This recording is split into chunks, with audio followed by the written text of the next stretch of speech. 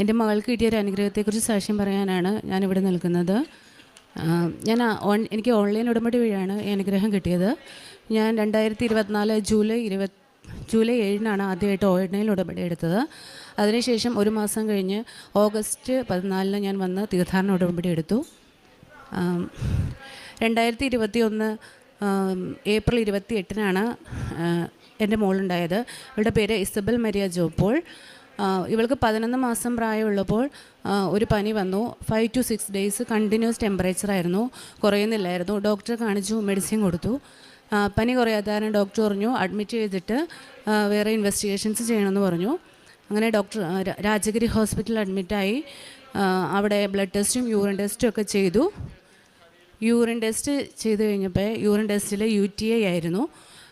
1 year ആവാത്ത ഒരു കൊച്ചിന് UTI വരണമെങ്കിൽ അത് എന്തെങ്കിലും പ്രോബ്ലം ഉണ്ടായിരിക്കുമെന്ന് പറഞ്ഞ് ഫർദർ ഇൻവെസ്റ്റിഗേഷൻസ് വേണമെന്ന് ഡോക്ടർ പറഞ്ഞു. അങ്ങനെ MCU എന്ന് പറഞ്ഞൊരു ടെസ്റ്റ് ചെയ്തു. MCU ചെയ്ത് കഴിഞ്ഞപ്പോൾ കൊച്ചിന് റൈറ്റ് ഡ്യൂപ്ലസ് സിസ്റ്റം കിഡ്നി വിത്ത് റിഫ്ലക്സ് യൂറിനായിരുന്നു. എന്ന് പറഞ്ഞാൽ കൊച്ചിൻ്റെ റൈറ്റ് കിഡ്നി 2 ആയിരുന്നു. പിന്നെ 2 ട്യൂബിൽ നിന്നും റിഫ്ലക്സും ഉണ്ടായിരുന്നു. അതുകൊണ്ടാണ് കൊച്ചിന് അപ്പോൾ കൊച്ച് എപ്പോഴും യൂറിൻ പാസ് ചെയ്തുകൊണ്ടിരിക്കും. യൂറിൻ പാസ് ചെയ്യുമ്പോൾ കുറച്ച് യൂറിൻ പോവില്ല, അത് തിരിച്ച് ബ്ലാഡറിലേക്ക് തന്നെ പോവും. അങ്ങനെയാണ് കൊച്ചിന് UTI വന്നുകൊണ്ടിരുന്നത്. അപ്പോൾ ഡോക്ടർ ഈ റിപ്പോർട്ട് ആദ്യം കണ്ടപ്പോൾ തന്നെ സർജറി ചെയ്യണമെന്നാണ് പറഞ്ഞത്. സർജറി ചെയ്യണം, പിന്നെ 1 year കണ്ടിന്യൂസ് ആൻറ്റിബയോട്ടിക് കൊടുത്തുകൊണ്ടിരിക്കണം. അതിനിടയ്ക്ക് കുറേ ഇൻവെസ്റ്റിഗേഷൻസ് ചെയ്യണം. MRI, യൂറോഗ്രാം, DSMA, സിസ്റ്റോസ്കോപ്പി, USG, അങ്ങനെ പല ടെസ്റ്റുകളും ചെയ്യണമെന്ന് പറഞ്ഞു. എന്നിട്ട് ഞങ്ങൾ ഡിസ്ചാർജ് ചെയ്ത് വീട്ടിൽ വിട്ടു. 1 മാസം കഴിഞ്ഞ് ആദ്യം MRI, യൂറോഗ്രാം ചെയ്തു. ഇതൊന്നും ചെയ്തപ്പോൾ ഞാൻ ഓൺലൈൻ ഉടമ്പടി ഒന്നും ഇല്ലായിരുന്നു. മാതാവിനോട് പ്രാർത്ഥിക്കുമായിരുന്നു. ഇപ്പോഴും ഇവളെ ഓരോ ടെസ്റ്റിന് കയറ്റുമ്പോഴും ഞാൻ ജപമാല ചൊല്ലിക്കൊണ്ടിരിക്കുമായിരുന്നു, കർണക്കൊന്ത് ചൊല്ലിക്കൊണ്ടിരിക്കുമായിരുന്നു. ഓരോ ടെസ്റ്റിലും യാതൊരു കുഴപ്പമില്ലെന്നാണ് ഡോക്ടർ പറയുന്നത്. MRI, യൂറോഗ്രാമിൽ കുഴപ്പമില്ല. DSMA എന്ന് പറഞ്ഞാൽ കിഡ്നിയുടെ ഫങ്ഷൻ അറിയുന്നതാണ്. ഓരോ കിഡ്നി 50% ഫങ്ഷൻ വേണം നോർമലായിട്ട്. അതിൽ 45% താഴെയാണെങ്കിൽ മസ്റ്റായിട്ട് സർജറി ചെയ്യണമെന്ന് പറഞ്ഞു. പക്ഷേ ഇവൾക്ക് ടെസ്റ്റ് ചെയ്ത് കഴിഞ്ഞപ്പോൾ 100% വർക്കിംഗ് ആയിരുന്നു ഇവളുടെ കിഡ്നി. യാതൊരു കുഴപ്പമുണ്ടായില്ല. അതിനുശേഷം 1 year കണ്ടിന്യൂസ് ആൻറ്റിബയോട്ടിക് കൊടുക്കണം. പിന്നെ 6 months സ്കാനിങ് റിപ്പീറ്റ് ചെയ്തുകൊണ്ടിരിക്കണമെന്നും പറഞ്ഞു. 1 year ആൻറ്റിബയോട്ടിക് കൊടുക്കുന്നതിൻ്റെ ഇടയ്ക്ക് 6 months ഞാൻ ആൻറ്റിബയോട്ടിക് കൊടുത്തു. അതിനുശേഷം ആ ടൈമിൽ എൻ്റെ മമ്മി ഉടമ്പടി എടുത്തു. അപ്പോൾ എൻ്റെ മമ്മി ഉടമ്പടി എടുത്തപ്പോൾ എനിക്ക് അതിൻ്റെ ഉടമ്പടി വസ്തുക്കളെല്ലാം തന്നായിരുന്നു. അപ്പോൾ ഞാൻ ഇവൾക്ക് അതെല്ലാം ഉപയോഗിക്കുമായിരുന്നു. അങ്ങനെ ഉപയോഗിച്ചുകൊണ്ടിരിക്കുന്നതിൻ്റെ ഇടയ്ക്ക് ഞാൻ ഇവൾക്ക് രാത്രിയിലാണ് ഈ ആൻറ്റിബയോട്ടിക് കൊടുക്കേണ്ടത്. ഞാൻ ഈ ആൻറ്റിബയോട്ടിക് കൊടുക്കുന്ന കാര്യം മിക്കവാറും വിട്ടുപോകും, കൊടുക്കില്ല. അങ്ങനെ ഇടയ്ക്കൊക്കെയായി കൊടുക്കൽ. അപ്പോൾ ഞാൻ വിചാരിച്ചു ഇത് ഇനി കൊടുക്കുന്നില്ല, ആൻറ്റിബയോട്ടിക് കൊടുക്കുന്നില്ല, ഉടമ്പടി വസ്തുക്കൾ മാത്രം ഉപയോഗിക്കാമെന്ന് വിചാരിച്ച് അങ്ങനെ ഒരു 4 months ഉടമ്പടി വസ്തുക്കൾ മാത്രം ഉപയോഗിച്ചു. അത് കഴിഞ്ഞിട്ട് 6 months കഴിഞ്ഞ് സ്കാൻ ചെയ്തുകൊണ്ട് ഡോക്ടറിൻ്റെ അടുത്ത് ചെന്നപ്പോൾ പറഞ്ഞു ഞാൻ മരുന്ന് ഒരു 4 months ആയിട്ട് കൊടുക്കുന്നുണ്ടായിരുന്നില്ല. അപ്പോൾ ഡോക്ടർ ചോദിച്ചു അതെന്താ അങ്ങനെ ചെയ്ത മെഡിസിൻ. ഡോക്ടർ വഴക്ക് പറഞ്ഞു.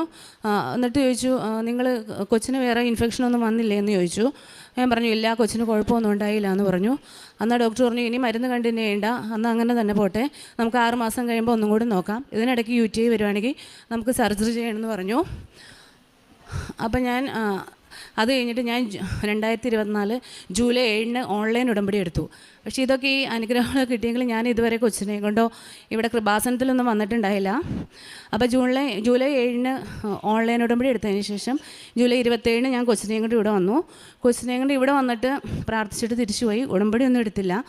തിരിച്ച് ചെന്ന് വീട്ടിൽ ചെന്നപ്പോഴേക്കും ഇവൾ പിന്നെയും കണ്ടിന്യൂസ് യൂറിൻ പാസ് ചെയ്യുന്നു. അറിയാതെ യൂറിൻ പോവാണ് കൊച്ചിന്. 5-6 ടൈമിൽ ഇങ്ങനെ നിന്ന നിപ്പിൽ TV കണ്ടുകൊണ്ട് നിൽക്കുമ്പോൾ നിന്ന നിപ്പിൽ യൂറിൻ പോകുന്നു, രാത്രിയിലെ ബെഡ് വെറ്റ് ആവുന്നു, അങ്ങനെയൊക്കെ ആയിരുന്നു.